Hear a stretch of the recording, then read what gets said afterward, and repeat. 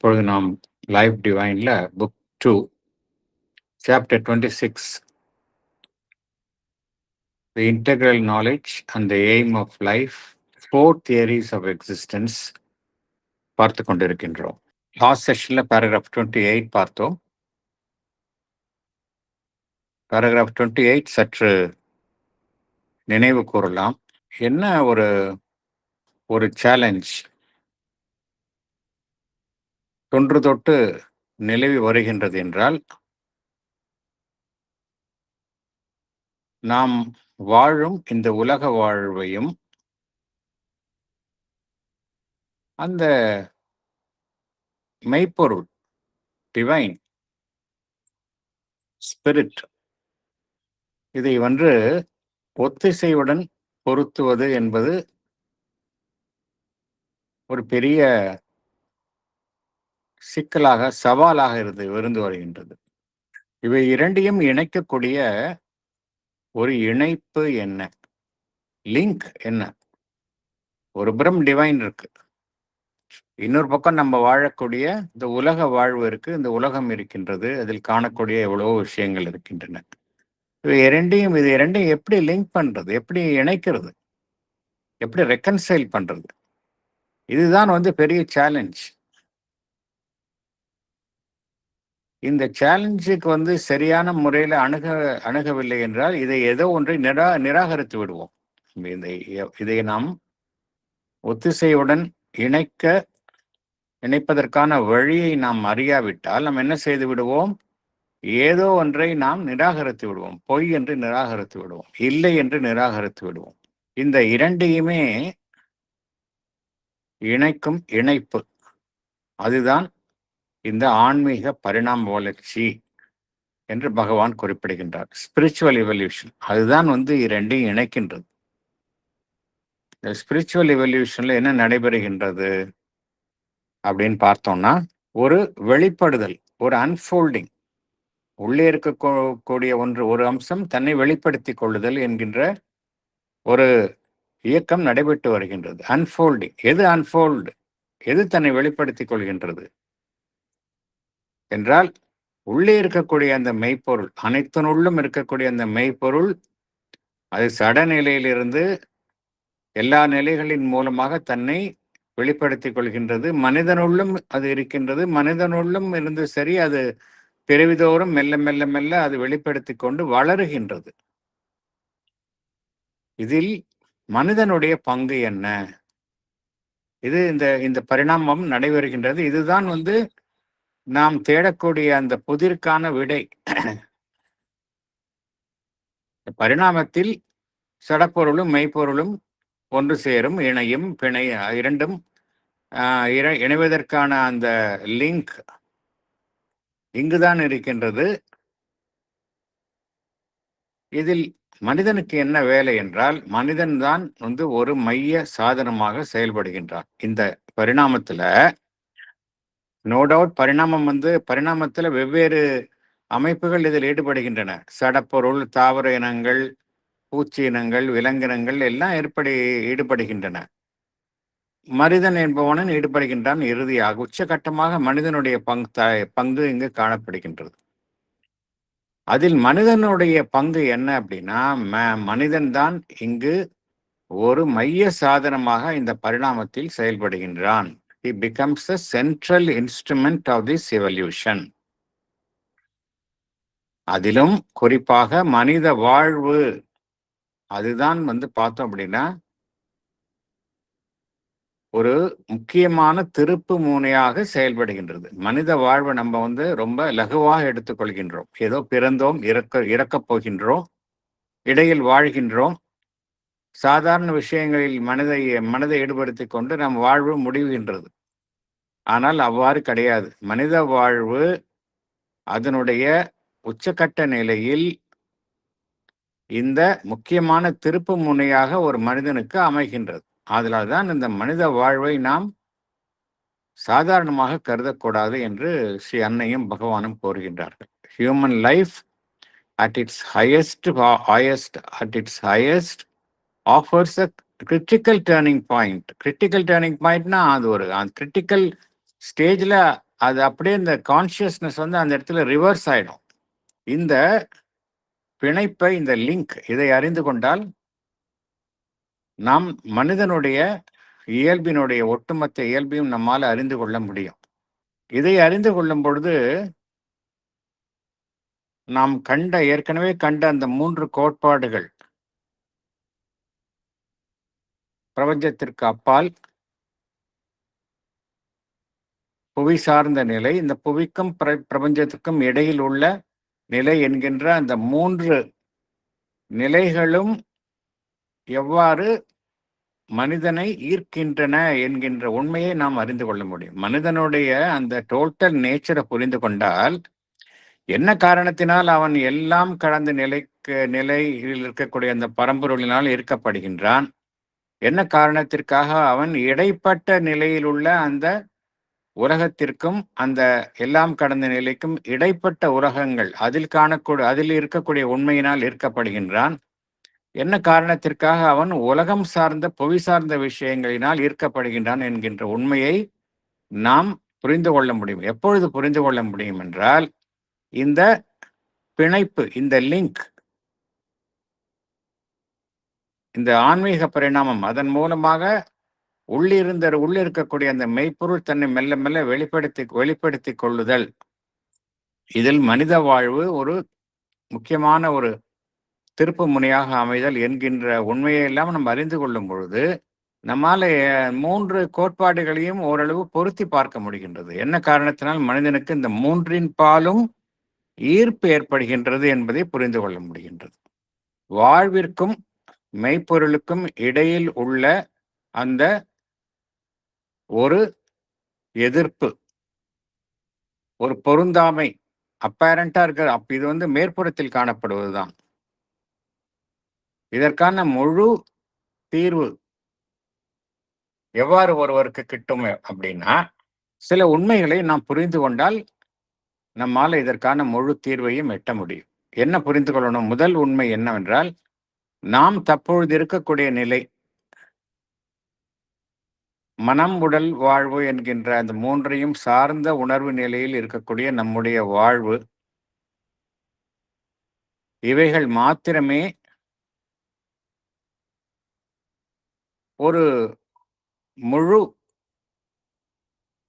உண்மையை எட்ட முடியாது. இவைகள் மாத்திரமே தம்மால் மட்டுமே ஒரு முழு உண்மையை எட்ட முடியாது. இதை புரிந்து கொள்ளணும். இந்த மனம் உடல் வாழ்வு இவைகளினுடைய லிமிட்டேஷன்ஸ், இதை புரிந்து கொள்ளணும். இப்ப இவை 3 எட்ட முடியாது. ஆனால் மனிதனுடைய வாழ்வு உடைய உச்சகட்டத்தில் அது வந்து ஒரு திருப்பு முனையாக அமையும். எப்படி என்றால், இதை சார்ந்த வேறொரு உண்மையையும் நாம் கவனத்தில் கொள்ளணும். என்ன புரிந்து கொள்ளணும்? ஒரு பக்கம் மனம் உடல் வாழ்வு அவை தற்பொழுது இருக்கின்ற நிலையில் அந்த முழு உண்மையை எட்ட முடியாது. அதே சமயம் மனித வாழ்வு அதனுடைய உச்சகட்ட நிலையில் அந்த உண்மையை எட்ட முடியும். அந்த நிலையில் மனிதனுடைய வாழ்வு it becomes a critical turning point. அப்படி என்றால் என்ன அர்த்தம் அப்படின்னா, இந்த சாதாரண நிலையில் இருக்கக்கூடிய மனிதனுடைய மனம் உடல் வாழ்வு இவை 3ம் இந்த உயர்நிலையில் இருக்கக்கூடிய அந்த ஒளி சக்தி, அந்த ஒரு ஆனந்தம், இவைகளை சார்ந்த அந்த உயர் ஆன்மீக உணர்வு நிலை, ஹையர் ஸ்பிரிச்சுவல் கான்சியஸ்னஸ், இவற்றினால் அது திருவுருமாற்றம் அடைய வேண்டும். இவற்றினால் இந்த 3 விஷயங்களும் கைவசப்படுத்தப்பட்டு திருவுருமாற்றம் அடையணும். So mind, life and body தற்பொழுது இருக்கக்கூடிய நிலையில எட்ட முடியாது. அதே சமயம் ஒரு ஹையர் ஸ்பிரிச்சுவல் கான்சியஸ்னஸ் அது இந்த 3 விஷயங்களையும் தன் வசம் ஆக்கிக் கொள்ளும் பொழுது அதனால் இந்த 3ம் திருவுருமாற்றம் அடைய முடியும். அதனால் இந்த உயர் உண்மையை எட்ட முடியும். இந்த விஷயத்தையும் நாம் புரிந்து கொள்ளணும். இந்த ஹையர் கான்சியஸ்னஸ் என்பது என்னவென்றால், அது ஏதோ எங்கோ தொலைவில் இருக்கக்கூடிய விஷயம் கிடையாது. தொலைவில் ஏதோ ஒரு உயர்நிலையில் இருந்து கொண்டு இந்த நாம் ஏற்கனவே பார்த்த இந்த கீழ் நிலையில் இருக்கக்கூடிய இந்த 3 அமைப்புகளை விலக்கி ஒரு உயர்நிலையை எட்டுதல் என்பது இங்கு கிடையாது. இது என்ன செய்கின்றது? அந்த ஹையர் கான்சியஸ்னஸ், உயர் உணர்வு நிலை என்பது கீழுள்ள விஷயங்களுடன் ஒரு சரியான தொடர்பை ஏற்படுத்திக் கொள்கின்றது. ஏற்படுத்திக் கொண்டு அவைகளையும் உள்ளடக்கிக் கொள்கின்றது. அவைகளை விலக்குவது கிடையாது. இந்த சாதாரண நிலையில் இருக்கக்கூடிய நம்முடைய மனம், உடல், வாழ்வு இவை மூன்றையும் இந்த உயர் உணர்வு நிலை விலக்குவது கிடையாது. தன் வசம் எடுத்துக்கொண்டு அவைகளை திருவுருமாற்றம் செய்கின்றது. ஸோ இங்கே விலக்குதலே கிடையாது. இதில் இந்த ஹையர் கான்சியஸ்னஸ் என்ன செய்கின்றது? இந்த மனம், உடல், வாழ்வு இவை மூன்றையும் முற்றிலுமாக தன் வசமாக்கிக் கொண்டு அது முன்னிருந்து செயல்பட ஆரம்பிக்கின்றது. திருவுருமாற்றம் செய்வது மட்டும் அல்லாமல் அது முன்னிருந்து செயல்பட ஆரம்பிக்கின்றது. எந்த விஷயங்கள் எல்லாம் சாதாரண நிலையில் நம்முடைய மனம், உடல், வாழ்வு இவை மூன்றினாலும் நிறைவேற்றப்படாமல் இருக்கின்றனவோ, முழு நிறைவை எட்டாத நிலையில் இருக்கின்றனவோ, அவைகளை இந்த ஹையர் கான்சியஸ்னஸ், உயர் உணர்வு நிலை என்ன செய்கின்றது? அந்த உயர் நிலையை எட்டச் செய்வது மட்டுமல்லாமல் அவற்றை திருவுருமாற்றம் செய்கின்றது. இதனால் இறுதியில் என்ன நடைபெறுகின்றது? ஒரு சாதாரண மனிதனுடைய மனம், பிராணமயம், அவனுடைய உடல் இவை மூன்றும் ஆன்மீகம் மட்டும் அதிமானசம், ஸ்பிரிச்சுவல் அண்ட் சூப்ராமெண்டல், இவை இந்த இரண்டு மாற்றங்களையும் அடைகின்றது. Spiritual as well as supramental transformation. இவை மூன்றுமே இந்த இரண்டு விஷயங்களுமே நம்முடைய சாதாரண நிலையில் இருக்கக்கூடிய மனம், பிராணமயம், உடல் இவை மூன்றுமே இந்த தன்மையை, இந்த நிலையை எட்டுகின்றன. தற்காலிக மனிதன் எதில் அதிக கவனம் செலுத்துகின்றான்? இப்ப இதுல பார்த்தோம். இல்ல, தற்காலிக மனிதனுடைய நிலை எப்படி இருக்கு அப்படின்னா, அவனுடைய ஃபோக்கஸ் எல்லாம் எடுத்துக்கொண்டால் அவனுடைய உலகம், புவி சார்ந்த உலகம், வாழ்வு, அதில் தான் அவனுடைய முழு கவனமும் இருக்கின்றது. தன்னுடைய வாழ்வு சார்ந்த விஷயங்களில்தான் அவனுடைய கவனம் முழுவதையும், அவனுடைய சக்தி முழுவதையும் அவன் அதில் தான் செலவழிக்கின்றான். இதனால் என்ன நடைபெறுகின்றது என்றால், இது தற்காலிக மனிதனை பற்றி. தற்காலிக மனிதன் அவன் இந்த உலகத்தை உலகத்தை நேசிக்கின்றான். புவி சார்ந்த வாழ்வை அவன் வெகுவாக போற்றுகின்றான். அதில் என்ன ஒரு லாபம் என்றால், இந்த புவி சார்ந்த வாழ்வு காணக்கூடிய அனைத்து விஷயங்களும் ஒரு சிறந்த அளவிற்கு உயர்த்தப்படுகின்றன. வாழ்விற்கு அது முக்கியத்துவம் தரப்படுகின்றது. மனித குலத்திற்கு, ஒட்டுமொத்த மனித குலத்திற்கும் ஒரு நம்பிக்கையை தரும் வண்ணம் அவன் மனித வாழ்வில் பல்வேறு மாற்றங்களையும் முன்னேற்றங்களையும் அவன் ஏற்படுத்துகின்றான். என்ன காரணம் என்றால், அவன் இந்த புவி சார்ந்த வாழ்வுதான் முக்கியத்துவம் வாய்ந்தது என்று கருதுகின்றான். அதே சமயம் அவன் அனைத்திற்கும் ஒரு உடனடியான தீர்வை அவன் அடைய விரும்புகின்றான். வாழ்வில் அவன் சந்திக்கக்கூடிய அனைத்து பிரச்சனைகளுக்கும் உடனடியான தீர்வை அவன் விரும்புவதால் அனைத்திற்குமான தீர்வை எட்டுவதில் அவன் முயற்சி செய்கின்றான். ஆகையினால் ஏதோ ஒரு முன்னேற்றம் ஒரு வகையில் இந்த கண்ணோட்டத்தினால் மனித குலத்திற்கு ஏற்படுகின்றது. இது அதனுடைய பாசிட்டிவ் சைடு. ஆனால் இதனுடைய மறுபக்கமும், இந்த அப்ரோச்சில் இருக்கக்கூடிய மறுபக்கமும் இருக்கின்றது. மறுபக்கம் என்ன அப்படின்னா, இதை நாம் மிகையாக செய்கின்றோம். மனிதன் என்ன நினைக்கின்றான்? இந்த புவி சார்ந்த வாழ்வு, அவனுடைய மனம், பிராணமயம், உடல் சார்ந்த விஷயங்களை தவிர வேறு எதுவுமே கிடையாது என்று நினைக்கின்றான். ஆகினால் இவை அவன் செய்யக்கூடிய அனைத்துமே எல்லாமே மிகையாக இதில் கவனம் செலுத்துகின்றான். இதை தவிர அவனுடைய கவனம் வேறு எதிலையுமே செல்வது கிடையாது. உலக வாழ்வை தவிர அவனுடைய கவனம் வேறு எதிலையுமே செல்வது கிடையாது. ஒரு எல்லைக்குள் வாழுகின்றான் மனிதன். இதனால் என்ன நடைபெறுகின்றது? அவன் என்னதான் முன்னேற்றம் அடைந்தாலும் ஒரு எல்லைக்குள் தான் வாழ்கின்றான். அவனுடைய இந்த விஷயங்களை தாண்டி ஏதோ ஒரு உயர்வான விஷயம் இருக்கின்றது என்பதை அவன் நிராகரிக்கின்றான் என்கின்ற ஒரு கருத்தை அவன் ஏற்றுக்கொள்வதே கிடையாது. அதனால் அவன் எல்லைக்குள் வாழ்கின்றான். இந்த எல்லைக்குள் வாழ்கின்றால் தனக்குள்ளே ஒரு வரையறையை வகுத்து கொண்டு வாழ்வதனால் என்ன நடைபெறுகின்றது என்றால், அவனுடைய வாழ்வு முழு நிறைவை எட்டுவது கிடையாது. எல்லாமே புவி சார்ந்த விஷயங்கள், லோகாயுத விஷயங்கள் தான். ஆனால் ஏதோ ஒன்று இதையும் தாண்டி இருக்கின்றது, அதை அடைய வேண்டும் என்கின்ற ஒரு நோக்கம் இல்லாமல் வாழ்வதனால் அவன் ஒரு உயர்வான இலக்கை அடைய தவறுகின்றான். வாழ்வில் முழு நிறைவு அவனுக்கு கிட்டுவது கிடையாது. மனிதன் மிகச்சிறந்த புத்தி சார்ந்த விஷயங்கள்ல மிகச்சிறந்த நிலையில் இருக்கின்றான். மனிதன் தற்பொழுது உள்ள நிலையில பார்த்தோம் அப்படின்னா, அறிவு சார்ந்த விஷயங்கள்ல அவன் உச்சக்கட்ட நிலையில் இருக்கின்றான். அப்படியே இருந்தாலும் கூட அவன் வாழ்வில் சந்திக்கக்கூடிய சவால்களுக்கு அவனுக்கு விடை கிடைப்பது கிடையாது.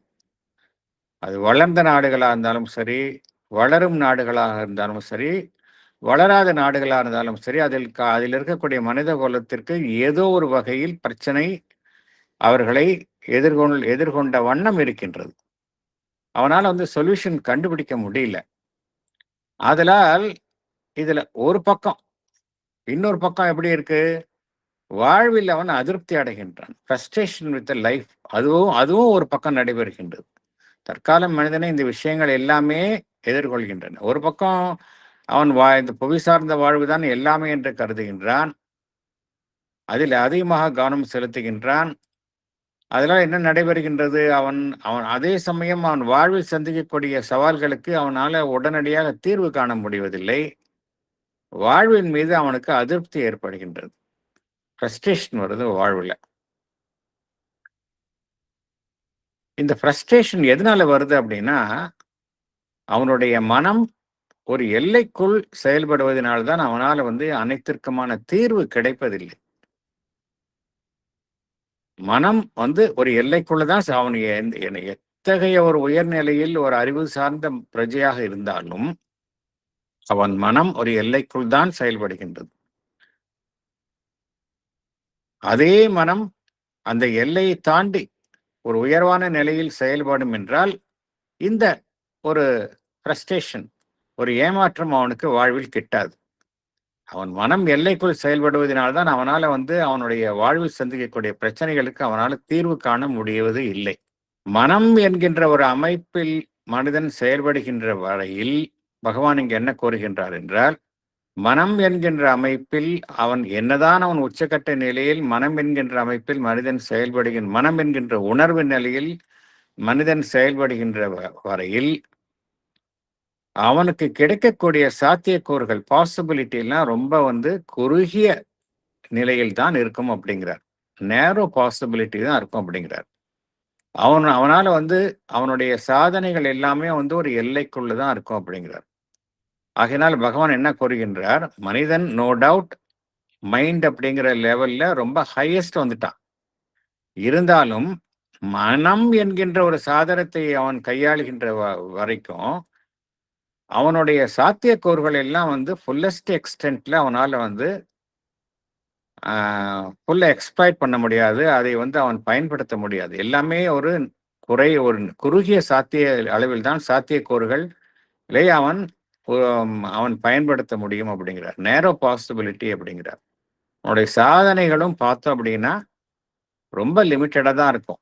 நம்ம நினைச்சிட்டு இருக்கிறோம் மனிதன் அனைத்தையும் சாதித்து விட்டான் என்று. என்ன காரணத்தினால பிரச்சனைகள் இருந்து கொண்டே இருக்கின்றன. தொடர்ந்து ஏதோ ஒரு வகையில் பிரச்சனைகள் இருக்கின்றன, போர்கள் நடைபெறுகின்றன இல்லையா? அதனால பகவான் என்ன கூறுகின்றார்? மனம் என்கின்ற ஒரு அமைப்பை வைத்துக்கொண்டு மனிதன் செயல்படுகின்ற வரைக்கும் இந்த அவனால ரியல் சொல்யூஷன் கிடைக்காது, லைஃப்ல ஒரு ஃபுல்ஃபில்மெண்ட் கிடைக்காது அப்படிங்கிறார். ஆகையினால பகவான் என்ன கூறுகின்றார்? இறுதியான ஒரு உண்மை என்னவென்றால், மனம் என்பது ஒரு பகுதியான உணர்வு நிலையினுடைய பகுதியான வெளிப்பாடு தான். It is a partial unfolding of consciousness. இந்த எவல்யூஷன்ல பார்த்தோம், there is there is an unfolding of being அப்படிங்கிறத பார்த்தோம். அப்படி மெல்ல மெல்ல மெல்ல தன்னை வெளிப்படுத்திக் கொள்கின்றே வருகின்றது அப்படிங்கிறத பார்த்தோம். அதுல மனம் என்பது it is only a partial unfolding of consciousness அப்படிங்கிறார். மனதை தாண்டிய நிலையில் சக்திகள் இருக்கின்றன அப்படிங்கிறார். there are powers beyond அப்படிங்கிறார். அந்த சக்திகள் எல்லாம் நம்முடைய மனித குலம் அடைய முடியும், எட்ட முடியும், பயன்படுத்த முடியும் அப்படிங்கிறார். இந்த மனதை தாண்டிய சக்திகள் அனைத்தையுமே நம்மால் எட்ட முடியும், பயன்படுத்த முடியும் அப்படிங்கிறார். இந்த உண்மையை ஒருவர் ஏற்றுக்கொள்ளும் பொழுது நம்முடைய வாழ்வின் மீது, இந்த புவி சார்ந்த வாழ்வின் மீது ஒரு நம்பிக்கை வருகின்றது. அது மட்டுமல்ல, புவிசாரா புவிக்கு மேலுள்ள வாழ்வின் மீதும் நமக்கு நம்பிக்கை வருகின்றது. என்ன காரணம் என்றால், நமக்கு என்ன புரிந்து கொள்கின்றோம்? நம்மையும் மீறி சக்திகள் இருக்கின்றன. அந்த சக்திகளை நம்மால் எட்ட முடியும்.